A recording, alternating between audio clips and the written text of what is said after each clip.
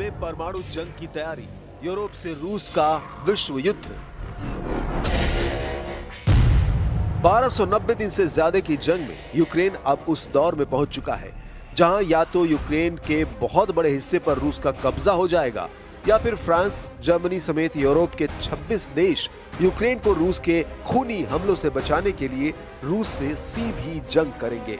Paris में Europe, Australia, Japan और Canada के प्रमुखों ने यूक्रेन जंग पर जिस तरह की मीटिंग की है उसे देखकर रूस के राष्ट्रपति बुरी तरह से भड़क गए हैं। दावा किया जा रहा है, रूस ने ऐलान कर दिया है कि अगर एक भी यूरोपीय देश या फिर नेटो के सदस्य देशों ने अपनी सेना यूक्रेन भेजी तो रूस उस सेना को यूक्रेन की जमीन पर ही रौंद डालेंगे। पुतिन ने दो टूक कह दिया है कि अगर यूरोप के 26 देश ये सोच रहे हैं कि वो यूक्रेन को बचा लेंगे तो ये बहुत बड़ी गलतफहमी है। रूस अपनी सैन्य शक्ति के दम पर न सिर्फ यूक्रेन को जंग में बुरी तरह से हराएगा बल्कि रूस यूक्रेन पर कब्जा करके अपने लक्ष्यों को हासिल कर लेगा।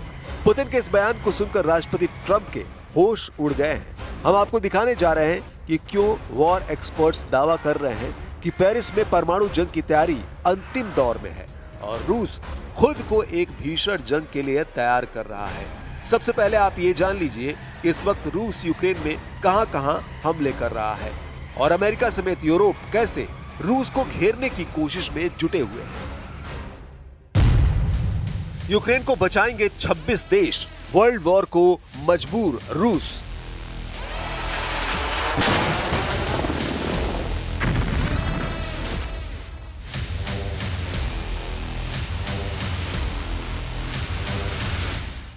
रूस के रक्षा मंत्रालय ने दावा किया कि उसने यूक्रेन के चेरनिहिव इलाके में भीषण मिसाइल हमला किया है। रूसी सेना का दावा है कि उसने इस्कंदर मिसाइल हमले से यूक्रेनी सेना को भीषण नुकसान पहुंचाया है। रूसी सैनिकों ने यूक्रेन के दक्षिण पूर्वी निप्रोपेट्रोव्स्क इलाके के नोवोसेलिव्का गांव पर भी कब्जा कर लिया है। यूक्रेनी सैनिक कमांडर ओलेक्सांद्र सिर्स्की ने रूस के तेज होते हवाई हमलों को लेकर चिंता जताई है और पश्चिमी देश से ज्यादा बेहतर एयर डिफेंस देने की मांग की है। उधर दूसरी तरफ 4 सितंबर 2025 को फ्रांस की राजधानी पेरिस में वार्ता के दौरान जेलेंस्की को यूरोप और पश्चिम के 26 देशों ने भरोसा दिलाया है कि रूस के खूनी हमलों से अब 26 देश उसे बचाएंगे। पेरिस में हुई मीटिंग में जेलेंस्की को 26 देशों ने सुरक्षा की गारंटी देने की बात कही है। पेरिस में हुए इस ऐलान के बाद रूस अब तीसरे विश्व युद्ध को होते हुए देख रहा है और इसके पीछे की कई वजह हैं। 26 देशों ने यूक्रेन को रूस के खिलाफ सुरक्षा गारंटी प्रदान करने का संकल्प लिया है, जिसमें यूक्रेन की जमीन, समुद्र और हवा में एक अंतर्राष्ट्रीय बल तैनात किया जाएगा, जिसमें लगभग 26 देशों की सेना शामिल होंगी। ये बात फ्रांसीसी राष्ट्रपति इमैनुअल मैक्रों ने पेरिस शिखर सम्मेलन में इन गारंटियों पर खुलकर बात की है। फ्रांस के राष्ट्रपति मैक्रों ने बात को घुमाते हुए दावा किया है कि जिस दिन संघर्ष समाप्त होगा, सुरक्षा गारंटी लागू कर दी जाएगी। मैक्रों ने यूक्रेनी राष्ट्रपति वोलोडिमीर जेलेंस्की के साथ एलिसी पैलेस में एक संवाददाता सम्मेलन के दौरान ये दावा किया। मैक्रों ने शुरुआत में कहा था कि 26 देश, जिनके नाम उन्होंने नहीं बताए, यूक्रेन में तैनात होंगे, लेकिन बाद में उन्होंने कहा कि कुछ देश यूक्रेन से बाहर रहते हुए भी गारंटी प्रदान करेंगे। जेलेंस्की ने बैठक के बाद कहा कि हम इस पर काम कर रहे हैं कि कौन से देश किस सुरक्षा जोन में भाग लेंगे। वहीं दूसरी तरफ रूस के राष्ट्रपति पुतिन ने दो टूक कह दिया है कि पेरिस में यूक्रेन को 26 देशों से मिलने वाली सुरक्षा गारंटी के दावों को रूस अपने खिलाफ युद्ध मानेगा और यूक्रेन की जमीन पर मौजूद 26 देशों की सेना पर सीधा हमला करेगा। इधर राष्ट्रपति ट्रंप ने एक तस्वीर सोशल मीडिया पर पोस्ट की है, जिसमें पीएम मोदी, राष्ट्रपति पुतिन और राष्ट्रपति जिनपिंग को साथ साथ दिखाते हुए कहा है कि लगता है कि हमने चीन के हाथों रूस और भारत को खो दिया है। ट्रंप का यह बयान हैरान करने वाला है। ट्रंप चीन में हुई एससीओ समिट में चीन, रूस और भारत की दोस्ती से बुरी तरह बौखला गए हैं। ऐसे हालात में सवाल उठने लगे हैं कि क्या फ्रांस ने तीसरे विश्व युद्ध की तैयारी शुरू कर दी है। ये सवाल इसलिए उठ रहे हैं क्योंकि खुफिया दस्तावेजों से खुलासा हुआ है कि फ्रांस ने अपने नागरिक अस्पतालों को बड़े पैमाने पर युद्ध की तैयारी में लगाना शुरू कर दिया है। फ्रांस के स्वास्थ्य मंत्रालय ने बाकायदा इसके लिए गाइडलाइंस जारी किए हैं, जिसमें मार्च 2026 तक देश के अस्पताल को हर रोज सैकड़ों घायल सैनिकों को संभालने के लिए तैयार रहने के लिए कहा गया है। दस्तावेजों से पता चलता है कि फ्रांस न सिर्फ अपने सैनिकों के लिए बल्कि फ्रांस नेटो देशों के सैनिकों के भी इलाज की व्यवस्था कर रहा है। इसके लिए अस्पतालों को एडवांस स्तर पर तैयारी करने के लिए कहा गया है। नेटो के आर्टिकल 5 के तहत अगर किसी भी नेटो देश पर हमला होता है तो सभी देशों को युद्ध में कूदना होगा। ऐसी स्थिति में ब्रिटेन, अमेरिका और यूरोप के कई देशों को सीधे युद्ध में खींचे जाने का खतरा बढ़ सकता है, जिससे विश्व युद्ध जैसी स्थितियों की आशंका पैदा हो रही है। जर्मनी के जनरल कार्स्टन ब्रेउर ने चेतावनी दी है कि रूस के ज़ेपेट 2025 युद्धाभ्यास को आक्रामकता के बहाने के रूप में इस्तेमाल किया जा सकता है। लीक हुए दस्तावेजों से पता चला है कि स्कैंडिनेवियाई देशों में नागरिकों को युद्ध के दौरान कैसे जिंदा रहे इसकी जानकारी दी जा रही है और बाकायदा लोगों के लिए गाइडलाइन भी दी गई है। वहां की सेना में सैनिकों की तेजी से भर्ती की जा रही है। पोलैंड और बाल्टिक देशों में भी सेनाओं को मजबूत किया जा रहा है, जबकि बाल्टिक राज्यों ने टैंक, खाई, माइनफील्ड और रॉकेट सिस्टम से युद्ध संयुक्त रक्षा पंक्तियों को तैयार करना शुरू कर दिया है।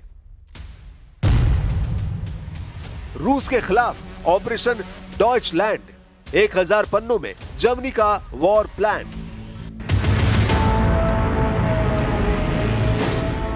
नेटो के 32 देश भी अब रूस के खिलाफ बड़े युद्ध को लेकर हिम्मत जुटाते साफ नजर आ रहे हैं। इस वक्त फ्रांस, ब्रिटेन और जर्मनी ने रूस के खिलाफ खुलकर मोर्चा खोल दिया है और यूक्रेन के बहाने ये यूरोपीय देश ऐसी जंग शुरू करने की वकालत कर रहे हैं जिसे देखकर हैरानी होती है कि क्या वाकई में यूरोप रूस के खिलाफ सीधी जंग कर सकता है। जरा जर्मनी के ऑपरेशन डॉइचलैंड को जान लीजिए, जिसे रूस के खिलाफ युद्ध की शुरुआत माना जा रहा है। जर्मनी ने ऑपरेशन डॉइचलैंड नाम से 1000 पन्नों का एक दस्तावेज तैयार किया है, जिसमें सुरक्षित स्थलों, बंकरों और नेटो सैनिकों और वाहनों की तैनाती का पूरा खाका दिया गया है। इसके अलावा परमाणु युद्ध की भी तैयारी की जा रही है, जिसमें यूरोपीय देश परमाणु हमले की स्थिति में जान बचाने के तरीकों पर काम कर रहे हैं। दस्तावेजों से पता चला है कि जुलाई में ब्रिटेन और फ्रांस के बीच एक समझौता हुआ है, जिसके तहत विश्व युद्ध 3 की स्थिति में दोनों देश अपने हमलों को एक साथ कोऑर्डिनेट करेंगे। ये तैयारियां साबित करती हैं कि यूरोप में संभावित बड़े युद्ध की तैयारियों का स्तर कितना गंभीर है। एक्सपर्ट्स का कहना है कि फ्रांस की ये तैयारी न सिर्फ होने वाली जंग की तैयारियां दिखा रहा है, बल्कि तीसरे विश्व युद्ध की शुरुआत का गंभीर संकेत है। रूस का पलटवार, यूक्रेन के 143 ठिकाने तबाह।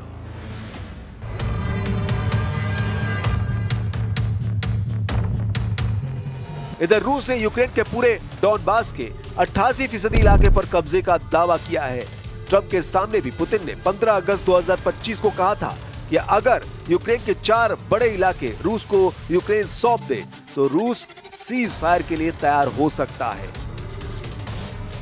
लेकिन जेलेंस्की ने 2 टूक कह दिया है कि यूक्रेन की जमीन रूस को गिफ्ट में नहीं दी जाएगी। यूक्रेनी सेना ने भी चुन चुनकर रूस की तेल रिफाइनरियों में भयंकर हमले किए हैं। तेल रिफाइनरियों से उठता धुआं साफ दिखाता है कि यूक्रेन, अमेरिका और नेटो चाहते हैं कि अगर रूस के तेल रिफाइनरियों को तबाह कर दिया तो रूस लाखों बैरल तेल रोज निर्यात नहीं कर पाएगा और जंग रोकने के लिए मजबूर हो जाएगा। रूस पर यूक्रेन के ताजा हमलों से साफ पता चलता है कि यूक्रेन लंबी जंग के लिए खुद को तैयार कर रहा है। लेकिन इधर रूस ने भी पूर्वी यूक्रेन के साथ साथ पश्चिमी यूक्रेन पर बेहद आक्रामक हमले किए हैं, जिसकी वजह से ल्विव शहर में भयंकर तबाही मची है।